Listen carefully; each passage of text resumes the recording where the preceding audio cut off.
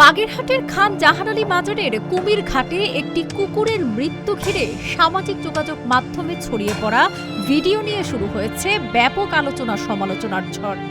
ভিডিওতে দেখা যায় মাজার ঘাটে ভিড় করেছেন বহু দর্শনার্থী, আর একটি কুকুরকে টেনে নিয়ে যাচ্ছে সেই কুমির।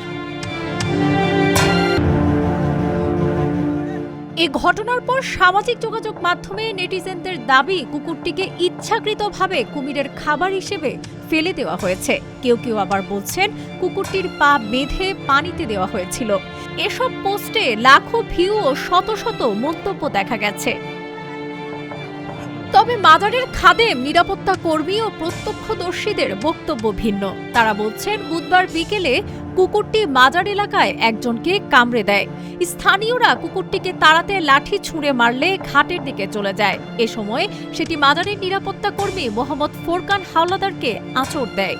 তিনি পা ছাড়া দিলে কুকুরটি পানিতে পড়ে যায়। পরে দিঘিতে থাকা কুমিরটি কুকুরটিকে ধরে পানির নিচে নিয়ে যায়। এই অংশটুকুই ভিডিওতে ধারণ হয়ে সামাজিক যোগাযোগ মাধ্যমে ছড়িয়ে পড়ে।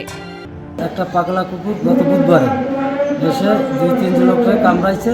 কামড়ার পর ঘাটে কুকুরের সামনে আসছে। আসার পর আমি যখন সরাই দিতে গেছি তখন আমার পায়েও কামড় দিয়েছে। দিলে কিছুক্ষণ পরে আবার ওকে ছেড়ে দিয়েছে। ছেড়ে দিলে পরে সেটা আমি আবার ওকে মাটির নিচে পুঁতে রেখে আসছি নিজেই। কুমিরটির সঙ্গে বন্ধুর সম্পর্কে থাকা মেহেদি হাসান তপুর দাবি, কুমিরটি সম্প্রতি ডিম দেওয়ায় তা হিংস্র ছিল। এই কুমিরটা ডিম পারছে। ডিম পাড়ার কারণে কুমিরের যে কোনো মাদি প্রাণী বা মহিলা প্রাণী যেগুলো আছে তারা কিন্তু ডিম পারলে হিংস্র হয়ে যায়। এই কুমিরটাও হিংস্র হয়ে গেছে। মাজারের দারোয়ান সে তো কুমিরকে কিভাবে কুকুরটাকে সেভ করবে? হিংস্র কুমির, ভয়ে ওর কাছে কেউ যায় না।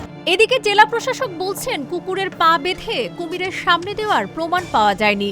রহস্য উদ্ঘাটনে গঠন করা হয়েছে 3 সদস্যের তদন্ত কমিটি।